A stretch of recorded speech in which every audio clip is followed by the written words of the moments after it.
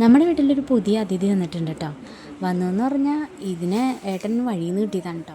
അപ്പോൾ ഒരു കുഞ്ഞിപ്പട്ടിയല്ലേ, അപ്പോൾ ഏട്ടന് സഹതാപം തോന്നി ഏട്ടനെ അതിനെ വീട്ടിലേക്ക് കൊണ്ടുവന്നു കേട്ടോ. രാത്രിയിലാണ് കേട്ടോ ഇതിന് കിട്ടിയത്.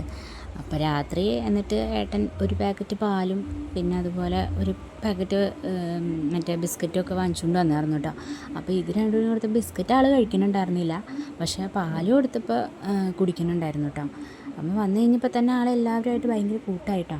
ഇത് ഏത് ഇനത്തിൽപ്പെട്ടതാണെന്നൊന്നും എനിക്കറിയില്ല കേട്ടോ. ഏട്ടൻ പറഞ്ഞത് നാടൻ പട്ടിയാണെന്നാണ് കേട്ടോ. അപ്പോൾ ഇത് വന്ന പാടെ തന്നെ രണ്ട് കുറുമ്പുകൾക്കും ഭയങ്കര സന്തോഷമായിട്ടാണ്.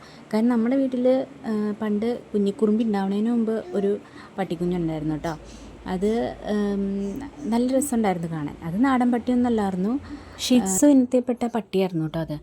അപ്പോൾ അത് ഞങ്ങൾക്കൊരു 3 മാസം പ്രായമുള്ളപ്പോഴാണ് കേട്ടോ ഞങ്ങളതിനെ വാങ്ങിച്ചത്.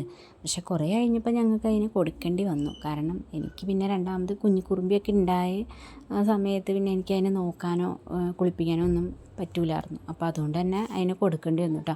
അപ്പോൾ അതിൻ്റെ പേര് അപ്പു എന്നാണ്. കുഞ്ഞിക്കുറുമ്പി അതിൻ്റെ കൂടെ തന്നെ കളിയായിരുന്നു കേട്ടോ.